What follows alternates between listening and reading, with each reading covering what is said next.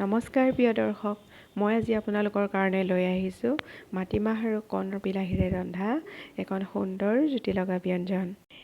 এই তৰকাৰীখন বনাবলৈ মই প্ৰথমে মাটিমাহখিনি তিয়াই ৰাখিছিলোঁ 3 ঘণ্টা সময় আৰু বাৰীৰে এজোপা কণ বিলাহী আছে, তাৰ পৰা কেইটামান কণ বিলাহী ছিঙি আনিলোঁ আৰু এইখিনি কোমলি অহাত মই মাটিমাহৰ বাকলিখিনি গুচাই ল'লোঁ আৰু বাৰীৰ পৰা ছিঙি অনা কণ বিলাহীৰ গুটিখিনি গুচাই ল'লোঁ আৰু লগতে ল'লোঁ কেইটুকুৰামান কুজি থেকেৰা। আৰু এতিয়া এইখিনি মই এটা কুকাৰ উঠাই দিছোঁ, তেল গৰম হ'বলৈ দিলোঁ আৰু ইয়াতে কেইটামান দিছোঁ মিঠি গুটি। আৰু যিহেতু এইখন মই একেবাৰে সাধাৰণভাৱে বনাইছোঁ, আৰু এতিয়া ধুই থোৱা মাটিমাহখিনিৰ লগতে নিমখ আৰু হালধি দি দিছোঁ, লগতে কণ বিলাহী আৰু থেকেৰাখিনিও দি দিছোঁ।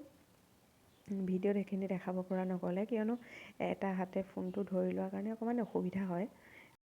আৰু এইখিনি এতিয়া 3টা ফিছ অহাৰ পাছত ঢাকোনখন খুলি এনেদৰে ভালদৰে উতলিবলৈ দিলোঁ আৰু এনেদৰে উতল অহাৰ পাছত মোৰ এই মাটিমাহৰ তৰকাৰীখন খাব পৰা হৈ গ'ল। এই তৰকাৰীখন মোৰ যে বিৰাটেই প্ৰিয়, আপোনালোকেও খাই চাবচোন।